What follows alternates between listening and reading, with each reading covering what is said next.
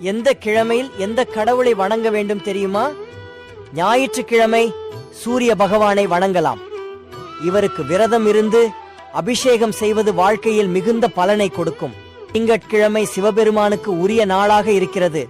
அதனால் இந்த நாளில் பால் மற்றும் சர்க்கரை, அரிசி போன்றவற்றை வைத்து வணங்க வேண்டும். செவ்வாய்க்கிழமை துர்க்கை அம்மனுக்கு உகந்த நாள். அதனால் இந்த நாளில் ராகு நேரத்தில் துர்க்கை அம்மனுக்கு விளக்கேற்றி வழிபடுங்கள். கிருஷ்ணரை புதன்கிழமை வழிபடுவது சிறப்பு. இந்நாளில் இவருக்கு துளசியை வைத்து வழிபட வேண்டும். வியாழக்கிழமை குருவிற்கு உகந்ததாக இருக்கிறது. இந்த நாளில் கொண்டக்கடலை அவித்து குருவிற்கு வழிபட்டால் உங்களின் வாழ்க்கையில் சீரும் சிறப்புமாக இருப்பீர்கள். வெள்ளிக்கிழமை லட்சுமி தேவிக்கு உரிய நாளாக இருக்கிறது. இந்த நாளில் இவரை வழிபடுவதன் மூலம் செல்வ வளம் அதிகரிக்கும். சனிக்கிழமை ஆஞ்சநேயருக்கு உரிய நாளாக இருக்கிறது.